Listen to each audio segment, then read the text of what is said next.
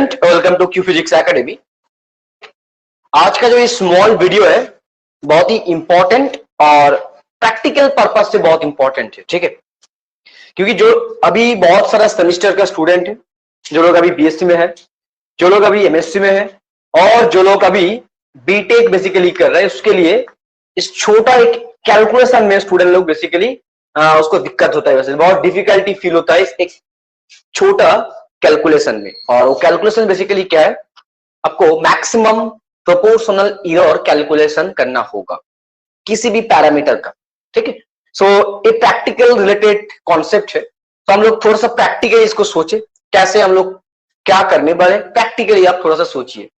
और आप प्रैक्टिकल का जो कॉपी है आप थोड़ा सा आपके हैंड में ले लीजिए, तो इससे आपका क्या होगा, इस कॉन्सेप्ट को समझने के लिए आपको थोड़ा सा इजी फील होगा, ठीक है। सो फीलिंग इंपॉर्टेंट है फिजिक्स में, सो फीलिंग इंपॉर्टेंट है फिजिक्स में बहुत सारा कॉन्सेप्ट को डील करने के लिए अच्छे से। इसीलिए मैंने बोला हम लोग एक फील करने के लिए इस कैलकुलेशंस को प्रैक्टिकल बुक को आप अपने हैंड में ले लीजिए। मतलब आप ये भी ले सकते हो, आप नहीं तो आप एक रफ पेज ले लीजिए, इसमें आप थोड़ा सा मेरे साथ कैलकुलेशंस करिए, ठीक है। सो हम लोग मैक्सिमम प्रोपोर्शनल एरर कैलकुलेशंस करने वाले, maximum proportional error, okay. Maximum proportional error calculations करने वाले हैं, मैक्सिमम प्रोपोर्शनल एरर। सोचिए मैक्सिमम प्रोपोर्शनल एरर कैलकुलेट करना होगा, ठीक है। Maximum proportional error, first of all हम लोग ये सोचते हैं maximum proportional error. Maximum proportional error हम लोग बेसिकली ऑलवेज इन परसेंटेज के यूनिट, परसेंटेज के फॉर्म में हम लोग कैलकुलेट करते हैं, ठीक है। परसेंटेज के फॉर्म में हम लोग बेसिकली कैलकुलेट करते हैं। सो हम लोग थोड़ा एक एनालिटिक केस लेते हैं, एनालिटिक मेथड। आपके पास एक पैरामीटर है, बेसिकली आप उस पैरामीटर का वेरिएशन चेक करना चाहते हैं, मतलब उस पैरामीटर का मैक्सिमम प्रोपोर्शनल एरर आपको कैलकुलेट करना है, ठीक है। मान लेते हैं आप वाई समथिंग कुछ पैरामीटर आपने कैलकुलेशंस किया, इस तरह का वाई एक्स जेड, इस तरह कुछ भी पैरामीटर हो सकता है। तो हम लोग इस एनालिटिक मेथड को छोड़ के एक प्रैक्टिकल इक्वेशंस को लेने वाले और उस प्रैक्टिकल इक्वेशंस के बेस करके हम लोग प्रोपोर्शनल एरर को समझेंगे अच्छे से। मान लेते हैं अभी अभी एक खास प्रैक्टिकल बहुत मान लेते हैं, जो लोग बीएससी सेमेस्टर 2 में है और बीएससी सेमेस्टर 3 में है और जो लोग बीटेक का सेमेस्टर 2 में है, वो लोगों को बेसिकली इस प्रैक्टिकल वो लोग किया बेसिकली, ठीक है। सीरीज एलसीआर सर्किट रिलेटेड एक प्रैक्टिकल हम लोग ले लेते हैं, सीरीज एलसीआर सर्किट रिलेटेड। उस सीरीज एलसीआर सर्किट में बेसिकली आपको क्या करना होता है इसके बारे में पता होना चाहिए। और मैं ये भी एज्यूम कर लेता हूं, बेसिकली मैं ये भी एज्यूम कर लेता हूं आप लोग उसको प्रैक्टिकल को किया, प्रैक्टिकल भी किया, और जो रेजोनेंस फ्रीक्वेंसी वाला पार्ट है उसको आप कैलकुलेट किया आराम से, और जो लोअर हाफ फ्रीक्वेंसी है दोनों F1 और F2 वो भी आप लोगों ने कैलकुलेशंस किया, ठीक है। मैं एज्यूम कर लेता हूं, मैंने फर्स्ट ऑफ ऑल एज्यूम कर लिया आप सबने रेजोनेंस फ्रीक्वेंसी कैलकुलेट किया और हाफ पावर फ्रीक्वेंसी कैलकुलेट कर लिया, ठीक है। मतलब रेजोनेंस फ्रीक्वेंसी मतलब F0 कैलकुलेट कर लिया, half power frequency lower half power frequency F1 और F2 आप कैलकुलेट कर लिया, ठीक है। सो बेसिकली आपको कैलकुलेट क्या करना होगा, आपको क्वालिटी फैक्टर और क्यू फैक्टर आपको कैलकुलेशन करना है बेसिकली, और इस क्यू फैक्टर का आपको मैक्सिमम प्रोपोर्शनल एरर आपको कैलकुलेट करना है, ठीक है। सो आपने फर्स्ट ऑफ ऑल क्या कैलकुलेट किया, F0 का वैल्यू कैलकुलेट किया, ओके। आपने फर्स्ट ऑफ ऑल F0 का वैल्यू कैलकुलेट कर लिया, this is calculated, okay, calculated, and it is called resonance frequency, it is called resonance frequency, okay.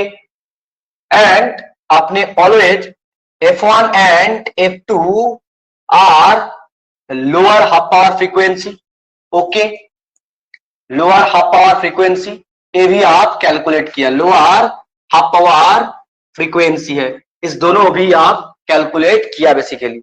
मैंने इसको एज्यूम कर लेता हूं, ठीक। आपको क्या कैलकुलेट करना है, आपने क्वालिटी फैक्टर भी कैलकुलेट किया, क्वालिटी फैक्टर कैलकुलेशन आपने कैसे किया, इस फॉर्मूला को आप यूज किया बेसिकली, ठीक है, F2 माइनस F1, इसी फॉर्मूला को आप यूज किया और क्वालिटी फैक्टर का वैल्यू आपने कैलकुलेट किया, ठीक है। अब इसी पैरामीटर का आपको मैक्सिमम प्रोपोर्शनल एरर कैलकुलेट करना है। किसका कैलकुलेट करना है? इस क्वालिटी फैक्टर का। तो इसको कैलकुलेट करने के लिए आपको दो चीज और दो कंसेप्ट आपको याद रखना होगा। आपका जो ख्याल है, आपका जो दिमाग है, इसको आपको बैठाना होगा। बैठा लीजिए मेरे साथ। क्या क्या है बेसिकली, नोट करके लिख के रखिए, नोट करके लिख के रखिए। First of all we taking log both side, taking logarithm, taking logarithm both side, okay, both side. Second we are perform partial derivative, we are perform partial derivative, we are perform partial derivative, okay, partial derivative. आपको partial derivative करना होगा, बस। इस to concept आप थोड़ा सा आपके दिमाग में बैठा लीजिए। आपको मैक्सिमम प्रोपोर्शनल एरर आप बहुत ही इजीएस्ट वे में कैलकुलेट कर सकते हो, ठीक है। तो चलिए इस फंक्शन का आप बोथ साइड में लॉग ले लीजिए। चलिए इस फंक्शन का आप बोथ साइड में लॉग ले लीजिए। Log Q equals to log f0 upon f2 minus f1। But आपको इसको ऑलवेज कैलकुलेट करना है। जो एब्सोल्यूट एरर होता है ना, उस ऑलवेज पॉजिटिव होता है। अब इसका ऑलवेज पॉजिटिव वैल्यू आपको लेना होगा, एक भी नेगेटिव वैल्यू आपको लेना नहीं है, ऑलवेज पॉजिटिव वैल्यू आपको लेना होगा। सो log q that is nothing but log f0 plus, इसको आपको नेगेटिव नहीं लेना है, ऑलवेज आपको पॉजिटिव लेना होगा।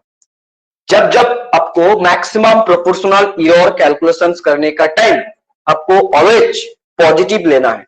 तो इसको मैनुअल जो कैलकुलेशन इसमें नेगेटिव होता है बस। बट अब जब आपको मैक्सिमम प्रोपोर्शनल एरर कैलकुलेशंस करना है तो आपको पॉजिटिव लेना होगा, ठीक है, क्योंकि इसका वैल्यू ऑलवेज पॉजिटिव आता है, ठीक है। चलिए लॉग f2 माइनस f1। अब इसका नेक्स्ट अब लॉग तो ले लिया, लॉग के बाद आपको क्या लेना होगा, उसको परफॉर्म करना है पार्शियल डेरिवेटिव। आप इस एक एक फंक्शंस का पार्शियल डेरिवेटिव कर लीजिए, एक एक फंक्शंस का पार्शियल डेरिवेटिव कर लीजिए। So this is equals to delta Q upon Q equals to delta f0 upon f0 plus delta f2 upon f1 upon f2 minus f1 मिला, ओके, ठीक है। अब देखिए इसमें भी आप नेगेटिव, आपको एक नेगेटिव मिलेगा, बट आपको नेगेटिव नहीं लेना है। डेल्टा f2 माइनस f1, इसका भी आपको डेरिवेटिव तो करना होगा, बट इसमें आप नेगेटिव आपको लेना नहीं है, इसमें भी आपको पॉजिटिव लेना होगा। तो at maximum proportional error calculations करने के time we are always taking positive value, okay जी, always taking positive value, okay, so delta q upon q is equals to आपको मिला delta f0 upon f0 and that is will be delta f2 plus delta f1 and f2 minus f1, f2 minus f1। पर इसमें जो delta f0, delta f2, delta f1 सबका value are always equals होता है basically. ये सारे value basically क्या है, बस इसका आपको मैक्सिमम इसी फॉर्मूला से आप मैक्सिमम प्रोपोर्शनल एरर कैलकुलेट कर लीजिए। बट आपको एक चीज आपको याद रखना है, ये जो delta f0, delta f2, delta f1, ये क्या है बेसिकली, ये क्या है, यहां पे डेल्टा f0, डेल्टा f1 और डेल्टा f2 का वैल्यू ऑलवेज इक्वल होता है। क्यों इक्वल होता है, क्योंकि आपने तो ग्राफ प्लॉट किया ना क्वालिटी फैक्टर कैलकुलेट करने के टाइम, करंट वर्सेस फ्रीक्वेंसी का जो ग्राफ आपने प्लॉट किया था, उस प्लॉट करने के टाइम आप फ्रीक्वेंसी का जो स्केल है उसमें आप स्मॉलेस्ट स्केल डिविजन कैलकुलेट किया था ना, उसको हेल्प से आप एक एक पॉइंट को आपने डाला था फ्रीक्वेंसी एक्सिस के बराबर, ये था ना आप smallest scale division for frequency. Frequency के लिए भी आप स्मॉलेस्ट स्केल डिविजन चूज किया था, 1 पॉइंट समथिंग 10⁻⁻6 इस तरह करके स्मॉलेस्ट वैल्यू लिया था। तो सबके लिए देखिए हर एक वैल्यू पुट करने के लिए आप सेम स्मॉलेस्ट डिविजन को चूज किया था, है ना। सो सारे जो वैल्यू है ना, these are the smallest division in frequency scale और फ्रीक्वेंसी एक्सिस। मतलब फ्रीक्वेंसी एक्सिस बराबर आपको फ्रीक्वेंसी का वैल्यू पुट करने के लिए आप एक स्मॉलेस्ट डिविजन चूज किया था, उसी वैल्यू है बेसिकली, ठीक है। सो आप रेजोनेंस फ्रीक्वेंसी के लिए भी आप जो स्मॉलेस्ट स्केल डिविजन चूज किया था उसका वैल्यू सेम डाला था, F1 के लिए भी आप सेम डाला था, F2 के लिए भी सेम डाला था। तो इसीलिए इसका वैल्यू ऑलवेज सेम होने वाला है, क्योंकि all are basically smallest scale division